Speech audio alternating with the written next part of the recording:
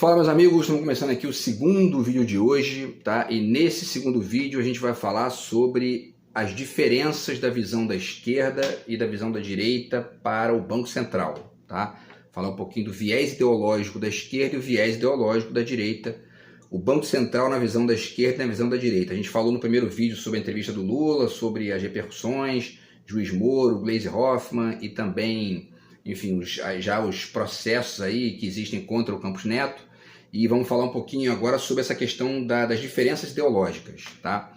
Antes, deixo com vocês aqui mais uma vez a dica do meu novo livro de poemas, está aqui do outro lado de cá. Quem quiser entrar em contato aí, o zap está na descrição do vídeo. E a gente está na descrição do vídeo, né? E a gente fala a respeito, beleza? Também estou com o meu romance aí já para, enfim, esquematizar para setembro. Aviso a vocês aqui também. Então vamos lá, pessoal. Vamos começar com duas notícias aqui que demonstram uma parte significativa da visão que a direita tem para o Banco Central, tá? Vamos lá. Primeira notícia é de dezembro agora de 2023 e é um texto do William Vac para a CNN, tá? Então tá aqui. William Vac, 2 pontos. Quem pode ajudar a baixar os juros é o governo. Vamos lá, vamos tentar entender o que ele quer dizer aqui. Expectativas de inflação estão condicionadas pela percepção dos agentes econômicos da maneira como o governo encara seus próprios compromissos fiscais, com o que tudo se fecha naquilo de sempre, a questão fiscal. Para início de conversa já há, né, uma correção aqui, que é uma correção que ajuda a entender qual é o viés ideológico da direita. A questão de sempre é a questão fiscal para a direita. A questão de sempre para a esquerda não é a questão fiscal. É a questão fiscal mais o emprego, a renda, a comida das pessoas.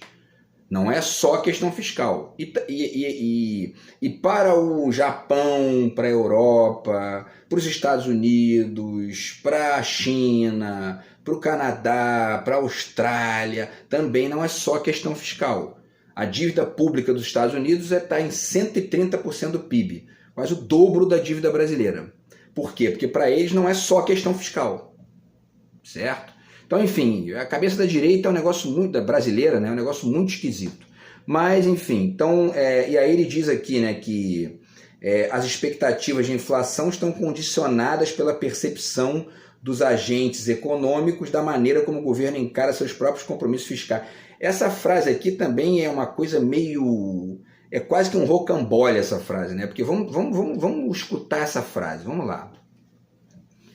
Expectativas de inflação estão condicionadas pela percepção dos agentes econômicos da maneira como o governo encara seus próprios compromissos fiscais. Toda expectativa está condicionada, né? Enfim, né? E aí ele diz que estão condicionadas pela percepção. As expectativas de inflação estão condicionadas pela percepção dos agentes econômicos, né? A percepção dos agentes econômicos já é essa expectativa que ele diz no início. Ele está ali repetindo para quê? Para não dizer nada, né? Enfim. Então, assim, o que ele está querendo dizer é o seguinte aqui, né? Que o mercado financeiro está esperando o que o governo vai fazer em relação a isso que eles chamam de questão fiscal, que na verdade é o arroxo, é o tal teto de gastos, agora, né, o arcabouço fiscal radicalmente ali fraturado por, enfim, por pressões do Congresso e do próprio mercado financeiro, enfim, que eles resumem aqui na questão de sempre deles, que é a questão fiscal, que não é questão fiscal nenhuma, é a manutenção do controle do orçamento via essas, enfim, maracutaias aí e via essas retóricas, né, muito pseudo-samaritanas, né, do controle do gasto público. E aí, no final das contas, você vai ver, estão abrindo aí possibilidade de fazer desvio de dinheiro público através de estatais. Enfim, né, como eu falei aqui no vídeo que eu fiz sobre a PLP 457, agora eu não lembro o nome, mas enfim, né, que está aqui num dos últimos vídeos. Então, assim, essa gente é um negócio inacreditável, né? Mas vamos lá, aí ele continua. Pela quarta vez seguida, os juros básicos da economia brasileira foram reduzidos nesta quarta-feira. Isso aí em dezembro, tá? Agora não foi reduzido, agora parou. A decisão era amplamente antecipada pelos agentes de mercado. Eles citam, né, o tempo todo os agentes de mercado como é que ele falou antes aqui? Os agentes econômicos. Isso não diz nada, não diz quem são, não diz quais são os interesses, né? Qual é o viés ideológico, não diz. Né? E isso é uma estratégia retórica para poder disfarçar o viés ideológico. Né? Enfim, está no ar a promessa pelo Comitê de Política Monetária de mais reduções na mesma magnitude nas próximas reuniões, isso em dezembro. Né? A redução de hoje, em dezembro, foi de 0,5. Lá fora, os juros americanos... Olha só essa frase aqui. Ele finaliza dizendo que a redução no Brasil foi de 0,5. No parágrafo seguinte, ele diz: lá fora, os juros americanos ficaram no mesmo patamar, hífen, que é o maior dos últimos 22 anos. Mesmo patamar de quem? Do Brasil ou do que os Estados Unidos eram antes? Ele não diz. Para ficar parecendo que está no mesmo patamar que o Brasil. Não está. Quando você vai ver, eu fui lá pesquisar, era 5,5. Menos da metade do Brasil. Né? Então é tudo mal feito para ficar mal feito mesmo, mal explicado. Né?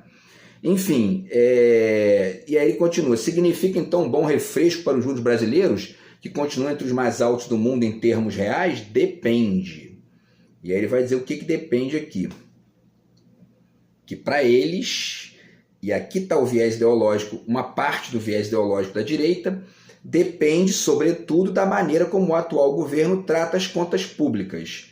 Ora, eu falei aqui no vídeo anterior, a taxa de juros nos Estados Unidos, vou até pegar aqui de novo para ver o valor certinho, tá? Está em 3,3. A taxa de juros nos Estados Unidos está em 3,3, certo? E a inflação está em 3, quer dizer, lá mais ou menos a mesma coisa ali. E a dívida pública deles, ou seja, isso que eles chamam de tratar as contas públicas, é quase o dobro da brasileira. Então, o que essa gente quer dizer? Né? O que essa gente acha que todo mundo é burro, só pode ser. Né? Enfim, e aí ele depende da maneira como o atual governo trata as contas públicas, como se a forma, né, como o governo Lula vai tratar as contas públicas fosse significativa para gerar a diminuição da taxa de juros. Isso não é necessariamente algo que dependa uma coisa da outra. Não existe essa dependência absoluta ali. Né? E todos esses valores que eu passei aqui dos outros países demonstram isso. Né? E aí ele continua. O Copom reiterou o que é óbvio para um enorme número de economistas. As expectativas de inflação precisam ser controladas. Até aí, beleza. O Lula deu uma entrevista, ele não discorda disso. Agora, não basta ficar falando só em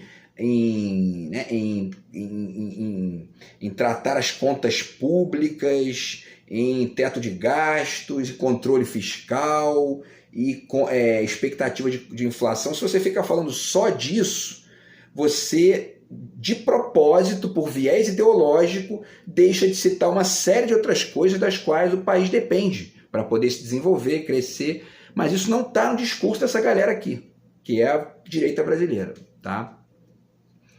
E ele finaliza dizendo, né, as expectativas de inflação estão condicionadas pela percepção dos agentes econômicos da maneira como o governo encara seus próprios compromissos fiscais. Não disse nada aqui, né? Mas enfim. E aí depois, com que tudo se fecha naquilo de sempre, na questão fiscal, naquilo de sempre para eles, né? É a visão da direita brasileira. E quem mais pode ajudar ao juro baixar não é o Banco Central, é o próprio governo. Eles querem independência para poder depender do governo. É um negócio patético isso aqui, é patético, é um negócio inacreditável. Bom, enfim, tá? Então, pessoal, dito isso, ou não dito isso, né, que isso não diz nada, mas ao mesmo tempo diz o que eles pensam, né? Vamos lá, vamos passar aqui então para a segunda notícia para entender, para finalizar aqui a parte da percepção da direita brasileira sobre o que é o Banco Central, tá? Então vamos lá, notícia aqui da Auditoria Cidadã da Dívida. Existe uma audiência pública agora que está debatendo a PEC 65, que transforma o Banco Central numa empresa. Quer dizer, esse é o viés ideológico da direita, né? A proposta de emenda à Constituição 65, a PEC 65/2023, que transforma o Banco Central de autarquia em empresa pública de direito privado com autonomia técnica, operacional, administrativa, orçamentária e financeira, é tema de audiência pública nesta terça-feira, 18 às 10 horas, na Comissão de Constituição, Justiça e Cidadania do Senado Federal. A autoria é de Vanderlan Cardoso, do PSD, partido de direita de Goiás. Ataca a soberania nacional, isso aqui já é a auditoria Estadão ponderando aqui, ao entregar o Banco Central aos interesses do mercado financeiro, né? E aí continua aqui explicando e tal, e tem uma audiência, né, da qual vão participar o ex-presidente do Banco Central, Henrique Meirelles, Gustavo Loyola, e o chefe do Departamento de Estatística do Banco Central, Fernando Alberto Rocha, vários economistas e tudo mais. Só que a maioria desses convidados, né, eles têm uma opinião pró-mercado e devem reforçar o lobby pela aprovação da proposta. E aí há uma audiência pública, né, que é presencial ou virtualmente, desse seu comentário contrário, mas essa manobra entreguista que visa dar de bandeja uma instituição estratégica ao mercado financeiro. Só uma correção aqui no primeiro parágrafo que ajuda a entender melhor ainda, né? Quando eles dizem aqui que essa PEC transforma o Banco Central de autarquia em empresa pública de direito privado com autonomia técnica, operacional, administrativa, orçamentária e financeira, isso não está bem colocado. Por quê? Porque eles não têm, se o Banco Central se modificar de autarquia para empresa pública de direito privado, ele não vai ter autonomia técnica, operacional, administrativa, orçamentária nem financeira. Ele vai estar conectado de maneira técnica, operacional, administrativa, orçamentária e financeira ao mercado financeiro, aos ideais, ao viés ideológico do mercado financeiro. Isso para ficar melhor explicado e acabar com essa brincadeirinha aí de independência, autonomia, que isso não existe, tá? Só para ficar mais evidente ainda isso aqui, tá? O dicionário, vamos ao dicionário. Eles não gostam da expressão viés ideológico? Então, a palavrinha viés, vamos ver o que significa viés, tá? Olha aqui, ó. Olha que legal. Viés, direção diagonal, nem paralela, nem perpendicular. 2, aqui é o que interessa, tá? Tendência que se percebe em maneira de ver determinado assunto, um prisma. Se existem pelo menos duas alternativas para uma mesma situação, então cada uma delas é um viés diferente. Simples assim. Então, se você tem uma perspectiva de, o interesse da gente aqui é controlar a inflação e manter o teto de gastos, manter ali o controle do gasto público, ponto. Mais nada. É um viés ideológico. Você escuta o outro, você vai ver, nosso interesse é controlar o gasto público, manter ali o controle da inflação e desenvolver o país, crescer, emprego, pá. Tem uma diferença para o primeiro? Tem. Então é um viés e o outro também é um viés. Certo? Não tem dependência nenhuma, não tem. Isso é conversa fiada. Tá? Isso é disfarce retórico para poder ficar ali manejando da forma que eles querem, fingindo que estão ali brincando de independente e estão botando o país para baixo. Muito bem. Dito isso, vamos voltar aqui à discussão, né? Esse, então, para ficar bem registrado aqui o interesse, né, do que eu estou ponderando aqui, esse é o viés da direita. Agora vamos para o viés da esquerda, tá? Matéria aqui do site da CUT, que é a Central Única dos Trabalhadores. 10 motivos, isso aqui do ano passado, tá? 2023, mas, enfim, serve até hoje. 10 motivos para o Banco Central baixar a taxa de juros do Brasil, a maior do mundo. Né? Não é a maior do mundo, mas é uma das maiores. Tá? Então vamos lá, os 10 motivos que eles apresentam aqui. Tá? Vamos lá. Normalmente as taxas de juros definidas pelos bancos centrais em todo o mundo são utilizadas para conter a inflação quando a demanda de consumo está alta, provocando um aumento generalizado de preços e uma procura maior por crédito. Mas isso não vem ocorrendo no Brasil. A inflação está dentro de parâmetros aceitáveis, está ali, mais ou menos no mesmo bolo do mundo inteiro, né? Desse mundo desenvolvido que eu citei aqui. Zona do euro, Estados Unidos, Canadá, Japão, enfim. Está mais ou menos aí no mesmo esquema. Tá? O próprio Banco Central definiu o centro da meta da inflação para 2023 em 3,25. Tá? Com intervalo de tolerância entre 1,75 e 4,75. Ficou nesse patamar aí. Já o governo federal, isso aqui está falando do ano passado, né? Então vamos pular isso aqui para para falar. Eles citam aqui também no site, né, no texto, o Joseph Stiglitz, que é um prêmio Nobel de Economia de 2011, né, que disse que a taxa de juros no Brasil é chocante e equivale a uma pena de morte, certo? A crítica também foi feita pelo presidente da Federação das Indústrias do Estado de São Paulo, a Fiesp, Josué Gomes da Silva, que classificou a taxa Selic como pornográfica. E aí continua aqui para chegar nos 10 pontos. Então vamos lá, os 10 motivos para o Banco Central baixar a taxa de juros. E quando eles apresentam esses 10 motivos, eles estão apresentando o viés ideológico da esquerda, tá? Para o Banco Central. Vamos lá. Primeiro, essa taxa de juros alta aumenta o endividamento das famílias. Esse é o primeiro ponto aí que é ruim, né? Então, fala que as famílias estão cada vez mais endividadas. Pelo 4º ano consecutivo houve um aumento no endividamento, aí teve a questão do desenrola e tal, mas essa taxa de juros faz com que as pessoas se endividem, né?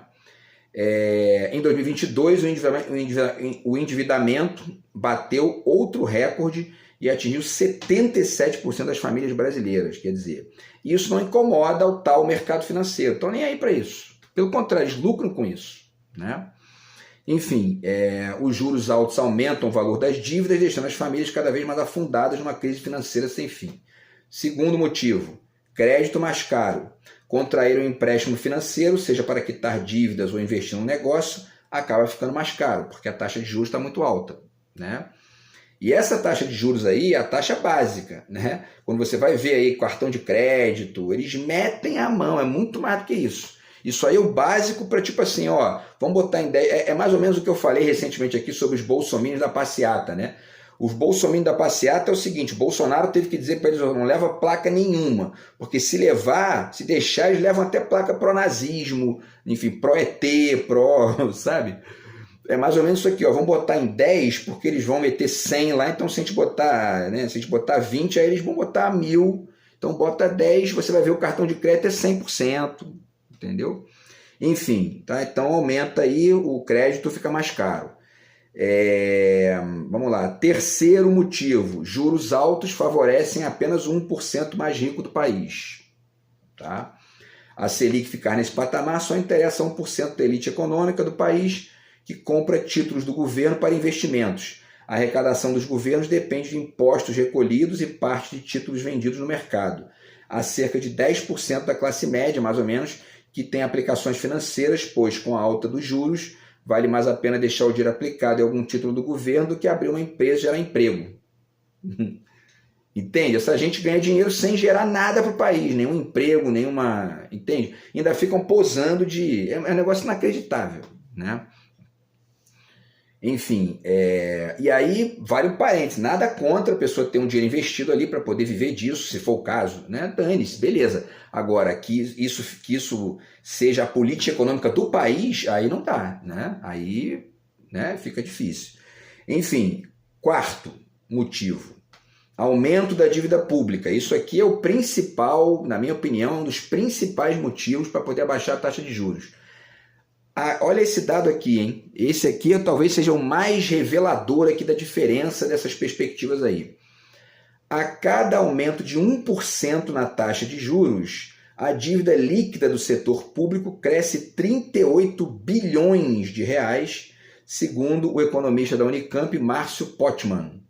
E aí o Potman diz o seguinte, abre aspas, como a Selic aumentou 11,75% entre agosto de 2020, que estava em 2%, e dezembro de 2022, que chegou a 13,75%, a dívida pública aumentou 446 bilhões de reais. E o juiz Moro fica ali dizendo que a economia do país está uma porcaria e que a culpa é do Lula, né?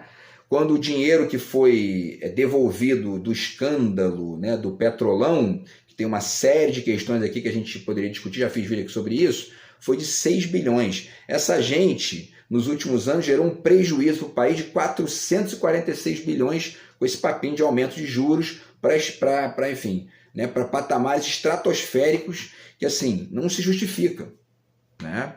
E ninguém fala nada, ninguém faz escândalo, ninguém faz novela com isso, enfim, né? Porque a questão de sempre é a questão fiscal, né? Como diria o William Vac. Então, assim, esse dinheiro é pago por todos os contribuintes da dívida pública, né? Que eles estão também tentando sequestrar agora a partir da PLP, lá que eu fiz vídeo aqui agora há pouco, né? Uma semana mais ou menos. Então, esse dinheiro é pago por todos os contribuintes para os mais ricos, que podem comprar títulos do Tesouro Nacional, já que tem garantia de pagamento pelo governo federal, a partir da arrecadação de tributos e impostos pagos por todos nós. Porque quando se fala nisso aqui, quando o Campos Neto ou um presidente do Banco Central qualquer decide aumentar a taxa de juros sem o Brasil precisar disso para controlar nada, inflação, nem nada do tipo, ele está gerando ganho de bilhões para milionários, bilionários, etc. e tal. Ele não é independente disso. Ele tem que responder por isso, né? Porque isso é um efeito daquilo que ele está fazendo lá, né? Então vamos lá, quinto motivo. Vamos lá, hein? Quinto motivo. Isso impede investimentos sociais. Também é fundamental que não existe, vocês viram aí no texto do William Vac, não, a questão para eles é a questão fiscal. Ponto. Investimento social, crescimento do país, desenvolvimentismo, isso é comunismo. Certo? Vamos lá. Então, isso impede investimento social. Como o governo tem de remunerar os compradores de títulos públicos de acordo com a Selic, a União fica cada vez mais endividada, não sobrando dinheiro para investir em benefícios sociais, como Bolsa Família, Farmácia Popular e, diria até eu aqui, muitos outros, né? Muito mais importantes até, escola pública, saúde pública, enfim, investimento em infraestrutura e tudo mais. Sexto motivo, paralisa obras essenciais. Os bilhões pagos pelo governo federal com a dívida pública impedem também a construção de reparos em estradas, construção de moradia popular, construção de açudes, escolas, creches e outros, projetos públicos. Tá? Existem no país 14 mil obras paradas que podem gerar emprego e renda para os trabalhadores e melhorar o caixa das empresas, né? Sétimo motivo, dificulta a compra de bens materiais. A alta de juros também é sentida no crédito imobiliário para a compra da casa própria e nos bens de consumo, como geladeira, fogão, carro, celular, entre outros. Com as empresas tendo de pagar juros maiores, a tendência é transferir para o consumidor essa conta. No Brasil tem essa doideira aí, né? Quem paga os juros e paga, enfim, essa coisa toda aí é o consumo, né? E não o lucro e dividendo da empresa, como é em vários países do mundo aí, inclusive Estados Unidos, tá? E aí uma parte desses bolsominions aí fica aqui dizendo, tá vendo? Vou lá para Miami comprar, que é tudo mais barato. Não é igual esse lixo aqui, né? Como disse o bosta do Bolsonaro recentemente aí, né? Que é um lixo que eles é que fabricam aqui com essa, enfim, com esse circo, esse rocambole aqui do atraso, tá? Oitavo motivo, impede a geração de empregos, ou, né, enfim, impede talvez seja uma palavra forte, mas dificulta, né? Sem dinheiro de capital de giro para investimento, tanto grandes como pequenas empresas diminuem as contratações com receio de não conseguir pagar as dívidas, até mesmo por falta de compradores para os seus produtos, já que o endividamento das famílias impede que elas consumam. É um círculo vicioso. Um exemplo é a fábrica da Mercedes-Benz no Brasil e outras montadoras que deram férias coletivas a seus trabalhadores. Com juros altos, sobram veículos nos pátios, né? Nono e penúltimo, impede a distribuição de renda. Tá? Meu tempo aqui. Sem geração de empregos não há renda, sem renda não há consumo, sem consumo as empresas não investem, sem investimento não há emprego. É um círculo sem fim. E o último, o décimo motivo, isso trava a economia. Sem a roda da economia girando, o governo não arrecada, sem arrecadação a economia trava e os mais pobres passam fome e a classe média empobrece. Tudo isso faz parte de uma visão de país radicalmente diferente da visão da direita, tá? E que está muito bem descrito aqui no site da CUT, tá? Então, pessoal, agora vamos fazer o seguinte, então, tá? Para a gente finalizar aqui a nossa reflexão. O TCU também está apontando um conflito de interesses em aproximação do Campos Neto com o Tarcísio, tá? Faltou dizer isso no vídeo passado. Então já tem mais um processo contra ele aí no Tribunal de Contas da União, certo? Enfim, e aí vamos passar então agora para um último comentário aqui que tem conexão com a visão da esquerda, comentários aí da galera da esquerda dos deputados, tá? Deixa eu ver aqui a sequência para ver se está certinho. Beleza, né? Então é isso aí. O Randolfo Rodrigues publicou o seguinte aqui: a atuação do presidente do Banco Central não tem sido técnica, entre aspas, né? E muito menos independente. Erraram todas as projeções de inflação e também a origem da inflação. Não temos a inflação de demanda e a própria inflação está dentro da meta. A decisão de hoje, essa última agora, né, de manter em 10,5, do Copom, mantém o Brasil como um dos maiores juros reais do mundo. A decisão ainda tem como consequência o aumento das despesas com o serviço da dívida por causa dos juros elevados e assim eleva o déficit público. Essa gente aumenta a dívida pública e depois diz que, como disse aí o William Vac, né, é a questão fiscal. A questão fiscal, William Vac, é que se você abaixar a taxa de juros, você está diminuindo a dívida pública, portanto, está afetando de maneira positiva a questão fiscal, certo?